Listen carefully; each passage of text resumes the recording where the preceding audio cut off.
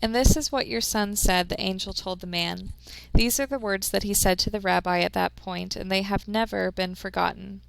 "My Lord, I am not worthy that you should come under my roof, and only speak a word, and my servant will be healed." The alchemist said, "No matter what he does, every person on earth plays a central role in the history of the world, and normally he doesn't know it." The boy smiled. He had never imagined that questions about life would be of such importance to a shepherd. "Goodbye," the alchemist said. "Goodbye," said the boy. The boy rode along through the desert for several hours, listening avidly to what his heart had to say. It was his heart that would tell him where his treasure was hidden. "Where your treasure is, there will also be your heart," the alchemist had told him. But his heart was speaking of other things. With pride, it told the story of a shepherd who had left his flock to follow a dream he had on 2 different occasions. It told of personal legend and of the men who had wandered in search of distant lands or beautiful women, confronting the people of their times with their preconceived notions. It spoke of journeys, discoveries, books, and change. As he was about to climb yet another dune, his heart whispered, "Be aware of the place where you are brought to tears. That's where I am, and that's where your treasure is." The boy climbed the dune slowly.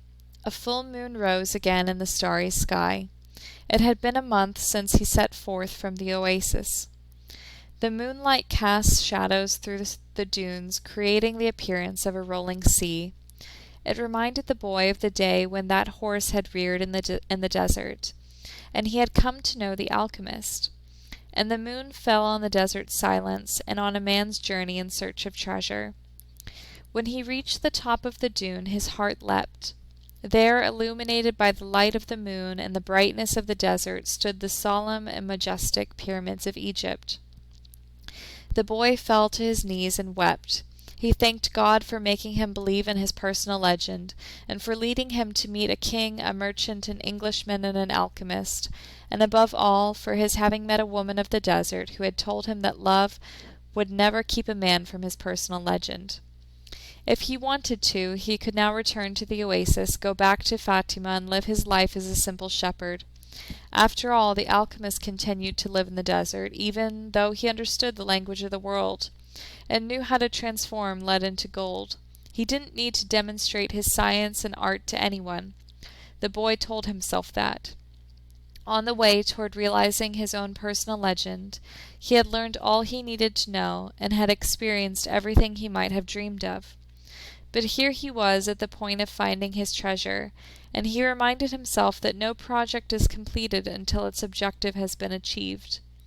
The boy looked at the sands around him and saw that where his tears had fallen, a scarab beetle was scuttling through the sand. During his time in the desert, he had learned that in Egypt, the scarab beetles are a symbol of God, another omen.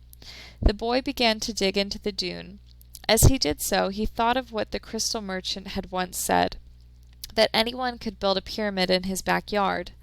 The boy could see now that he couldn't do so if he placed stone upon stone for the rest of his life. Throughout the night the boy dug at the place he had chosen, but found nothing. He felt weighted down by the centuries of time since the pyramids had been built, but he didn't stop.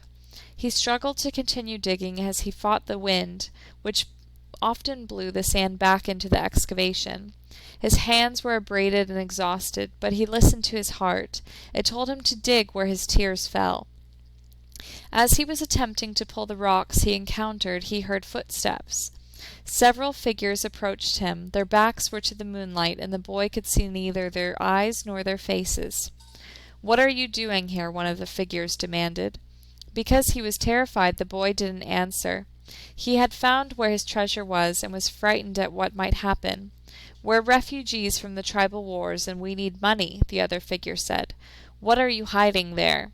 "I'm not hiding anything," the boy answered. But one of them seized the boy and yanked him back out of the hole. Another, who was searching the boy's bags, found the piece of gold. "There's gold here," he said.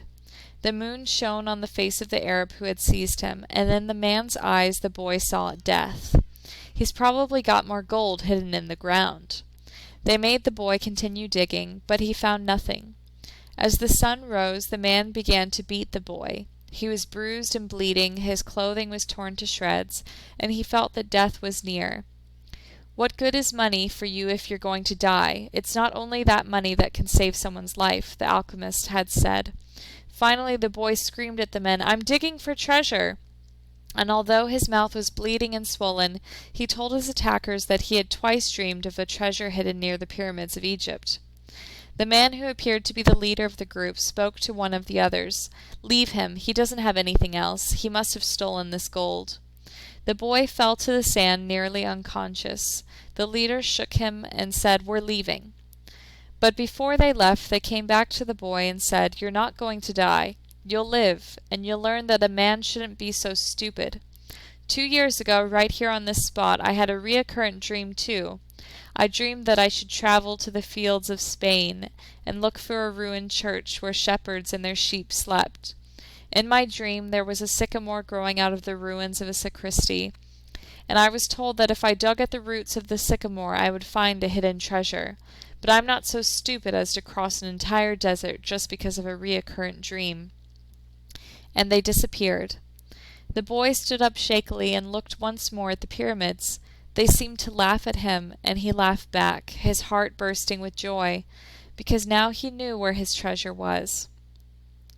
All right, let's look at the epilogue here. So the boy reached the small abandoned church just as night was falling.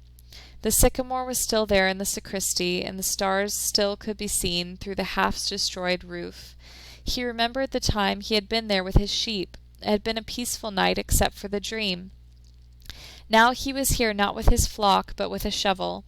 He sat looking at the sky for a long time, and then he took from his knapsack a bottle of wine and drank some. He remembered the night in the desert when he sat with the alchemist as they looked at the stars and drank wine together. He thought of the many roads he had traveled and of the strange way God had chosen to show him his treasure. If he hadn't believed in the significance of recurrent dreams, he would not have met the gypsy woman, the king, the thief, or, well, it's a long list, but the path was written in the omens, and there was no way I could go wrong, he said to himself. He fell asleep. When he awoke, the sun was already high. He began to dig at the base of the sycamore. "You old sorcerer," the boy shouted up to the sky. "You knew the whole story. You even left a bit of gold at the monastery so I could get back to this church. The monk laughed when he saw me come back in tatters. Couldn't you have saved me from all that?" "No," he heard a voice on the wind say. "If I had told you, you wouldn't have seen the pyramids. They're beautiful, aren't they?" The boy smiled and continued digging. Half an hour later, his shovel hit something solid. An hour later, he had before him a chest of Spanish gold coins. There were also precious stones, gold masks adorned with red and white feathers, and the stone statues embedded with jewels. The spoils of a conquest that the country had long ago forgotten, and that some conquistador had failed to tell his children about. The boy took out Urim and Thummim from his bag. He had used the 2 stones only once, one morning when he was at the marketplace. His life and his path had always provided him with enough omens. He placed Urim and Thummim in his chest. They were also a part of his new treasure, because they were a reminder of the old king whom he would never see again. It's true, life really is generous to those who pursue their personal legend, the boy thought. Then he remembered that he had to go to Tarifa, so he could give 1/10 of his treasure to the gypsy woman as he had promised. Those gypsies are really smart, he thought. Maybe it was because they moved around so much. The wind began to blow again. It was the levanter, the wind that came from Africa. It didn't bring with it the smell of the desert nor the threat of the Moorish invasion.